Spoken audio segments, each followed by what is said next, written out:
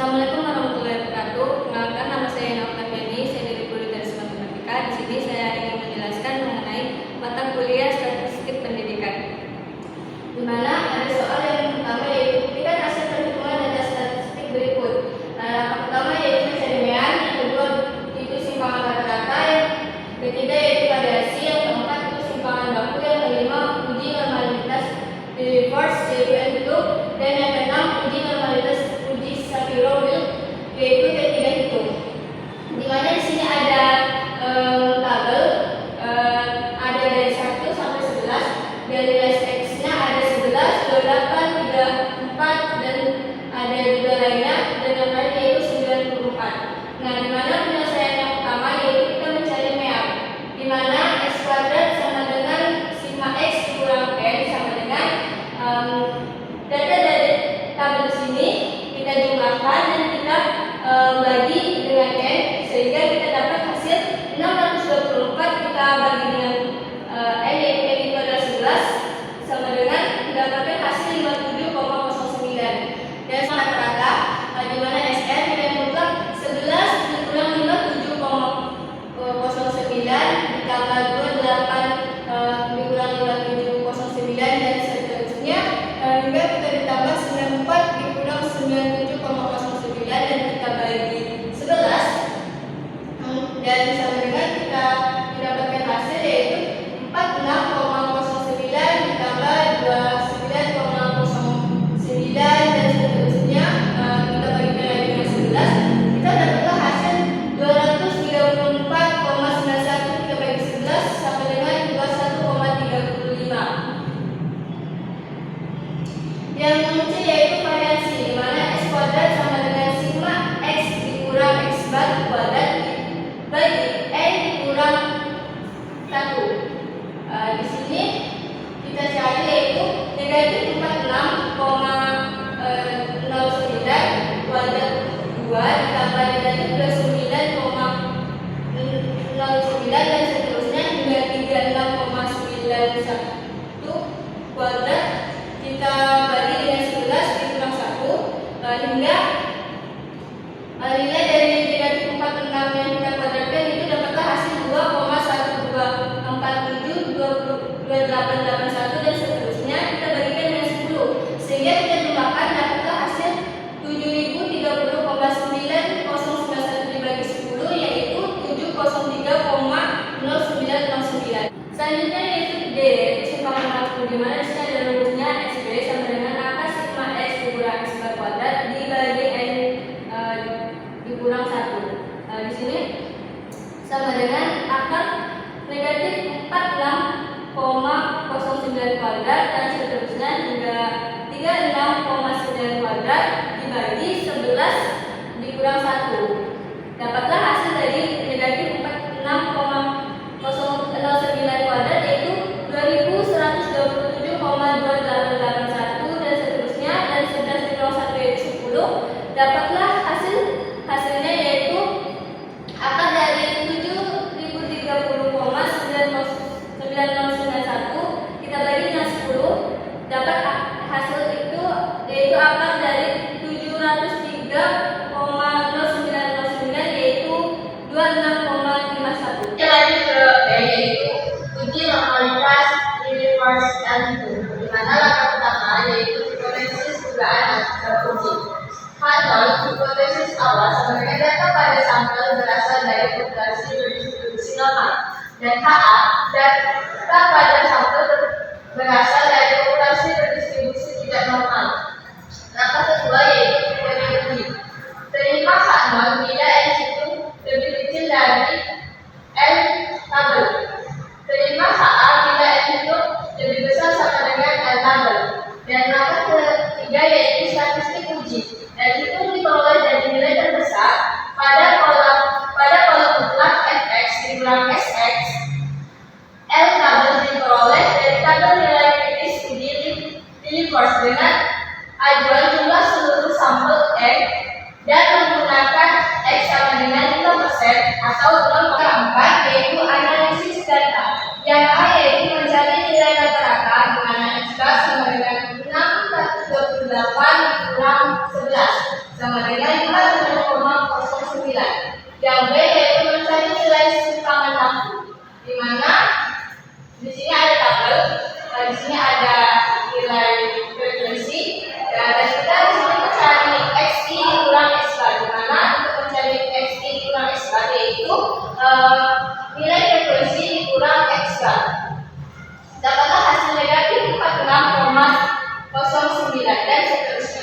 Nah, dari sini untuk mencari x i dikurang x bar kuadrat, di mana kita lihat di tabel yang sebelahnya yaitu x i dikurang x bar kita kuadratkan, kita kalikan, di mana ini negatif 46,09 dikali 46,09 dapatlah hasil 2124,2881 begitu dan seterusnya.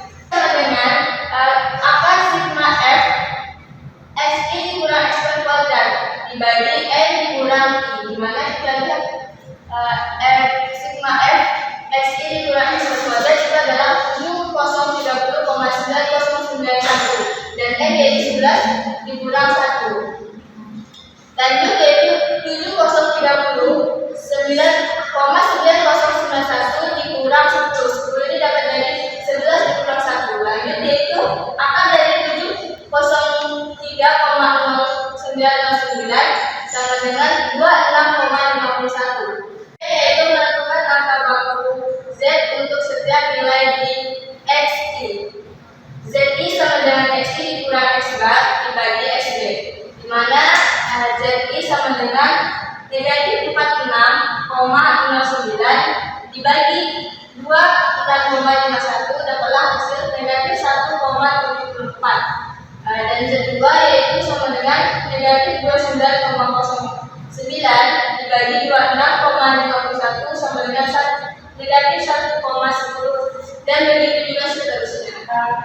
Poin B yaitu menentukan nilai tabel Z I menggunakan angka baku Z I. Nah, lihat tabel di bawah ini.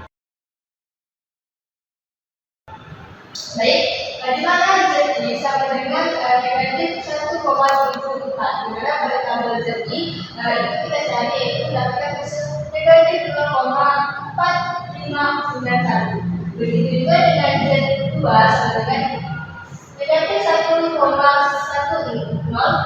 di mana didapatkan pada tabel Z2 yaitu nilainya yaitu negatif 0,3643 dan begitu juga dengan untuk Z3 dan seterusnya.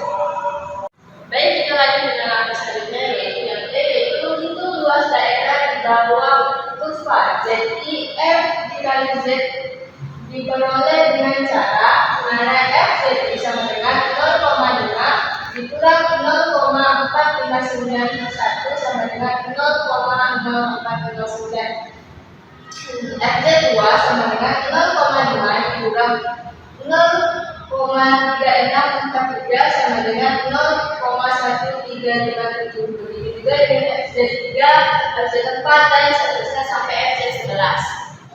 Baik, kita lanjutkan angka selanjutnya yaitu F. Menghitung proporsi frekuensi kumulatif setiap nilai SZ dengan cara urutan dari yang paling kecil dibagi dengan banyaknya data.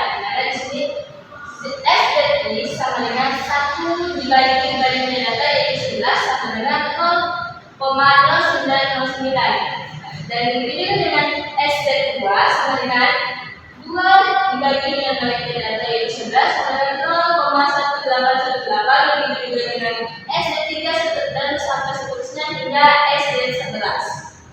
Baik, kita lanjut angka selanjutnya yaitu D. Menghitung nilai tetap dari selisih FZI dan SZI, di mana di sini frekuensinya ada 11 dan FZI yaitu yang pertama adalah 0,0409 dan yang kedua yaitu 0,1357 dan SZI yaitu 0,0909 dan yang kedua yaitu 0,1818. Dan selanjutnya yaitu mencari nilai mutlak FZI kurang SZI, di mana nilai FZI kita kurangkan dengan nilai SZI, dapatlah hasil 0,0500. Begitu juga dengan yang kedua yaitu nilai FZI kurang SZI yaitu 0,1357 dikurang 0,1818 dapatlah hasil 0,0461 dan begitu juga dengan seterusnya hingga ke 11. Ini yaitu langkah 5 yaitu uji hipotesis, di mana nilai terbesar pada pola mutlak fx dikurang sx sama dengan 0,0823 sehingga L itu sama dengan 0,0823. Kemudian mencari nilai L tabel dengan cara melihat tabel uji Lilliefors. data N sama dengan data X sama dengan 5% sama dengan 0,05. Bukan data S, alpha. Ini apa? Ha-ha. Dalam garisnya ya. Dari L tabel. Kemudian, Dah. hmm, Kemudian mencari nilai L tabel dengan cara melihat tabel ini reverse data N sama dengan 11 dan alpha sama dengan 5% sama dengan 0,05 sehingga diperoleh L tabel sama dengan 0,249 sehingga berdasarkan kriteria uji yaitu terima H0 bila L hitung lebih kecil dari L tabel dan terima HA bila L hitung lebih besar sama dengan L tabel. Maka L hitung 0,0823 lebih kecil dari L tabel 0,249. Dengan demikian H0 diterima. Selanjutnya yaitu langkah 6 kesimpulan. Karena diperoleh H0 diterima, maka kesimpulannya ialah data pada sampel berasal dari populasi berdistribusi normal. Uji normalitas, uji Shapiro atau T3 hitung. Langkah pertama yaitu hipotesis uji, di mana H0 sama dengan data pada sampel berasal dari populasi berdistribusi normal, sedangkan HA sama dengan data pada sampel berasal dari populasi berdistribusi tidak normal. Langkah kedua yaitu terima H0 bila T hitung lebih besar sama dengan T3 tabel, terima HA bila T hitung lebih kecil T3 tabel, dengan alpha sama dengan 5% sama dengan 0,05. Langkah ketiga yaitu statistik uji, di mana ketiga sama dengan 1 dibagi B, sigma N P sama dengan 1, AI XN dikurang I ditambah 1 dikurang XI kuadrat. Selanjutnya yaitu langkah 4, analisis data. Yang pertama yang A yaitu mengurutkan data dari yang terkecil hingga yang terbesar. Di sini tabel 4 urusan data statistik, di mana nomornya yaitu 1 sampai 11 dan XI yaitu 11 sampai 94. Selanjutnya yang B yaitu mencari nilai nilai rata-rata X plus sama dengan sigma X dikurang N, di mana X bar sama dengan nilai sigma X yaitu 628, sedangkan nilai N yaitu 11. 628 dibagi 11 yaitu mendapatkan hasil 7,09. Dan C yaitu mencari nilai konstanta D, di mana tabel nilai konstanta data statistik. Yang XI yaitu ada 11, 28, 34 dan seterusnya sampai 94, dan XI dikurang X bar yaitu nilai XI dikurang nilai X bar, dapatlah hasil negatif 46,09. Begitu juga yang kedua yaitu nilai XI yaitu 28 dikurang nilai X bar 11, dapatlah hasil negatif 29,09. Dan selanjutnya yaitu mencari nilai XI dikurang X bar kuadrat, di mana nilai XI dikurang X bar kuadrat yaitu negatif 46,09, berarti dikuadratkan dengan dikalikan negatif 46,09, dapatlah hasil 214,2881. Begitu juga dengan seterusnya hingga XI dikurang X bar kuadrat dijumlahkan, dapatlah hasil 7030,9091. X bar sama dengan 57,09. Dari hasil perhitungan diperoleh nilai konstanta D yaitu 7030,9091. C yaitu membuat tabel bantuan menyelesaikan uji Shapiro dengan N sama dengan 11. I yaitu 1, 2, 3, 4 sampai 11. XI yaitu ada 11, 28 dan seterusnya hingga ada 94. Sedangkan N dikurang I ditambah I yaitu kebalikan dari nilai I, di mana ini 11, 10, 9 dan seterusnya hingga 1. Sedangkan nilai XN dikurangi ditambah 1 yaitu kebalikan dari nilai XI. Dan untuk mencari X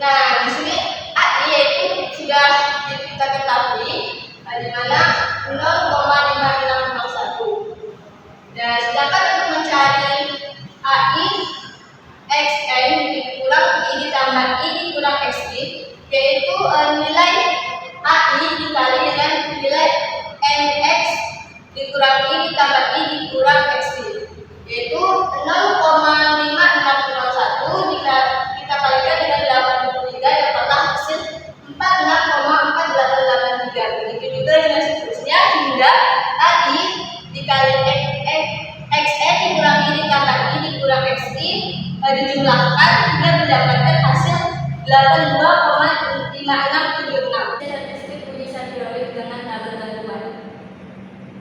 T3 sama dengan 1 dibagi D, sigma N I sama dengan 0, AI XN dikurang I ditambah 1, I ditambah 1 dikurang XI kuadrat. T3 sama dengan I dibagi D, yaitu hasilnya 7030,9091 dikali 82,56 kuadrat. Sehingga kita jumlahkan yaitu 6816,15 dibagi 7030,9091 dapatlah hasil 0,969. Selanjutnya yaitu langkah kelima, yaitu uji hipotesis. Nah, berdasarkan hasil perhitungan langkah 4, nilai D3 hitung sama dengan 0,969, sedangkan untuk T3 tabel periodik dapatlah dengan hasil N sama dengan 10 dan alfa sama dengan 5% sama dengan 0,45 diperoleh T3 tabel sama dengan 0,850. Oleh karena itu dapat digambarkan T3 hitung 0,969 lebih besar sama dengan T3 tabel 0,850. Dengan demikian sesuai kriteria uji pada langkah 2 dapat disimpulkan H0 diterima. Yaitu langkah 6, yaitu kesimpulan data pada sampel berasal dari populasi berdistribusi normal. Dan nomor 2, di mana soalnya adalah akan diuji normalitas untuk data kemampuan pemecahan masalah matematika siswa kelas 10 SMA Negeri 1 Siantar pada materi pada kesamaan wadah apakah data tersebut berdistribusi normal. Di sini ada tabel data dari 58, 57, 57 dan seterusnya sampai 78 menggunakan uji normalitas chi-square. Nah, penyelesaiannya yang pertama yaitu menggunakan data dari terkecil ke terbesar. Ada 51, 51, 51, 52, 57 dan seterusnya.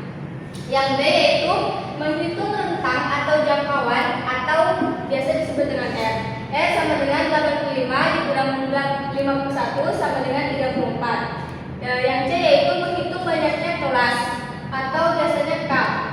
K sama dengan 1 ditambah 3,3 log N. K sama dengan 1 ditambah 3,3 log 30. K sama dengan 1 ditambah 3,3 dikali 1,48. K sama dengan 1 ditambah 4,88. K sama dengan 5,88 dibulatkan menjadi 6.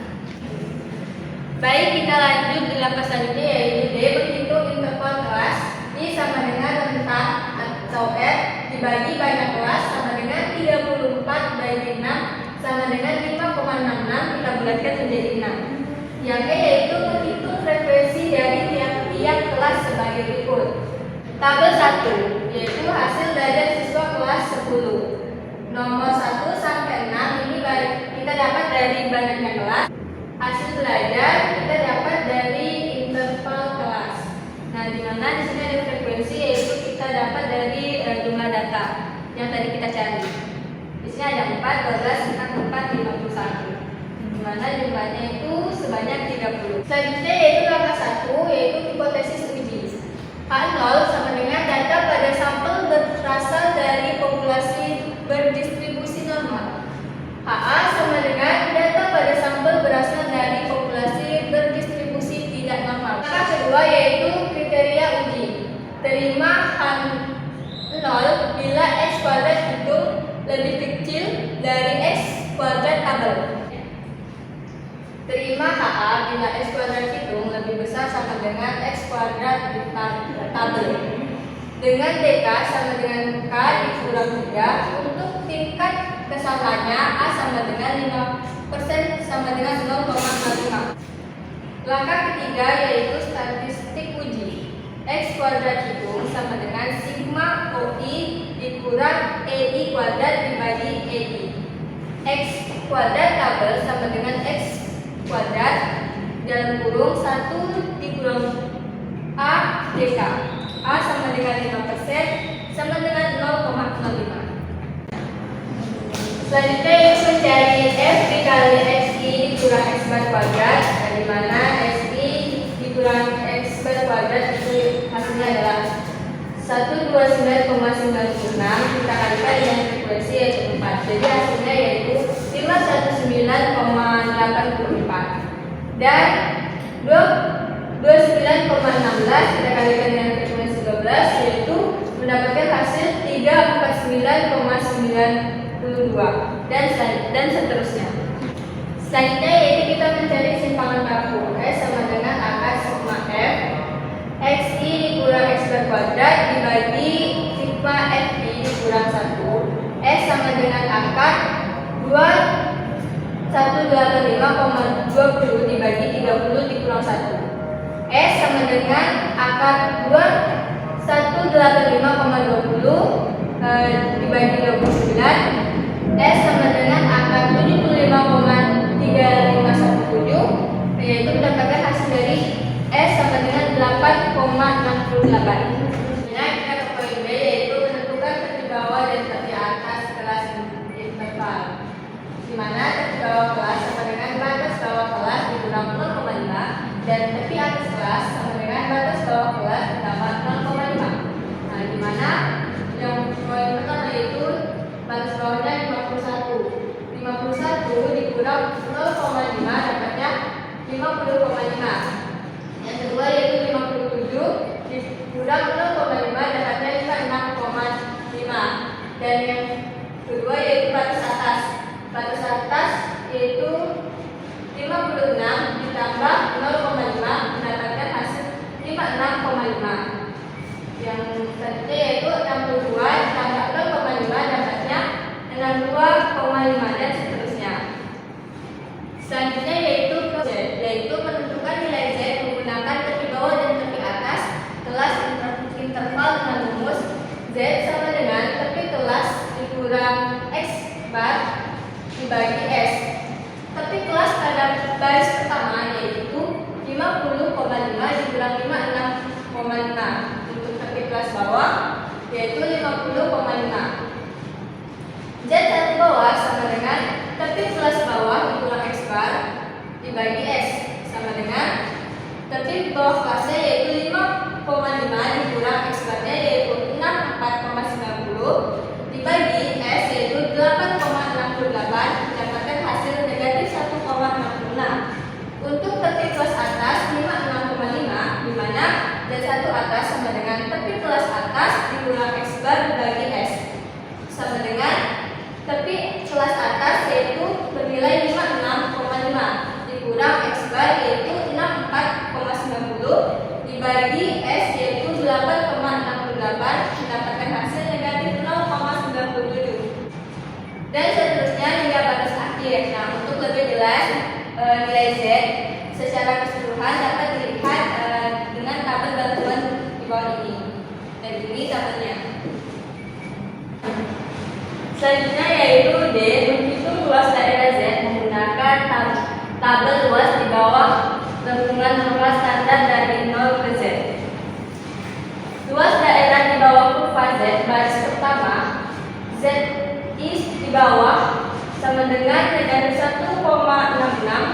Luas ZI tepi bawah sama dengan 0,4515. ZI atas sama dengan negatif 0,97. Luas ZI tepi atas sama dengan 0,3340. Untuk luas Z pada baris berikutnya bisa dilihat pada tabel berikut ini. Baiklah, selanjutnya yaitu E, mencari selisih luas tiap kelas interval P apabila apabila tandanya sama, maka data terbesar dikurang data terkecil. Apabila tandanya berbeda, maka kedua data tersebut dijumlahkan. Apabila nilai Z tepi bawah negatif dan nilai Z tepi atas negatif, maka luas Z tepi bawah ditambah luas Z tepi atas sama dengan 0,1175. Apabila hasil nilai Z tepi bawah negatif dan nilai Z tepi atas positif, maka luas Z tepi bawah ditambah nilai Z tepi atas hasilnya 0,2731. Dan jika nilai Z tepi bawah positif dan nilai Z tepi atas positif, maka luas Z tepi bawah ditambah dengan luas Z tepi atas hasilnya 0,2037.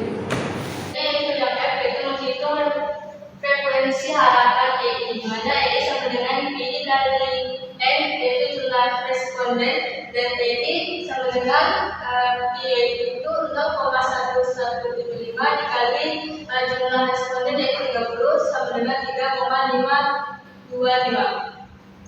Di mana di sini ditambah yaitu N sama dengan 30 dan di sini ada P 0,1175, di mana P kita kalikan 30 jadi 0,1175 dikalikan 30 dapatlah hasilnya yaitu 3,525. Begitu juga dan seterusnya. Yang selanjutnya yaitu D, yaitu menghitung nilai si kuadrat. X kuadrat itu sama dengan sigma of X plus Y kuadrat dibagi Y, di mana di sini ada tabel ada nomor 1 sampai 6, di mana Y yaitu 3,53 dan OI yaitu 4 dan nilai C kuadratnya 0,06, di mana setelah mendapatkan nilai C kuadrat dijumlahkan dapatlah hasil 8,57. Contoh, X kuadrat hitung sama dengan OI kurang I kuadrat dibagi OI, di mana nilai OI yaitu 4 dan nilai I dikurang nilai I yaitu 3,56 kuadrat dibagi nilai I yaitu 3,53 dijumlahkan hingga dapat hasil 0,06. X berhitung sama juga dengan X dihitung dijumlahkan hingga mendapatkan hasil 4,17. Hitung sama dengan 8,57. Selanjutnya yaitu langkah 5, menentukan dalam kata alfa dengan langkah-langkah atau lain. Yang pertama, menghitung derajat kebebasan deka dengan rumus deka sama dengan banyaknya kelas dikurang 3 dan deka sama dengan 6 dikurang 3 sama dengan 3. Yang B yaitu taraf signifikan alfa sama dengan 5% sama dengan 0,05, maka X kuadrat tabel sama dengan X kuadrat 1 dikurang 0,5 dikali 3. X kuadrat tabel sama dengan X kuadrat hasil dari 1 dikurang 0,5 yaitu 0,95 dikali 3. C yaitu lihat pada tabel C kuadrat untuk X kuadrat tabel sama dengan X kuadrat 0,95 dikali 3 sama dengan 7,81. Langkah 6 yaitu uji hipotesis. Jika dibandingkan antara nilai X kuadrat itu 39,16 dibandingkan X kuadrat tabel sama dengan 7,815, diperoleh gambaran X kuadrat itu 8,57 lebih besar sama dengan X kuadrat tabel 7,81. Dengan demikian sesuai kriteria uji pada langkah kedua dapat disimpulkan AA diterima. Selanjutnya yaitu langkah ketujuh, kesimpulan. Data pada sampel dan populasi berdistribusi tidak normal. Dan penjelasan dari saya, kurang lebihnya saya mohon maaf. Saya akhiri. Assalamualaikum.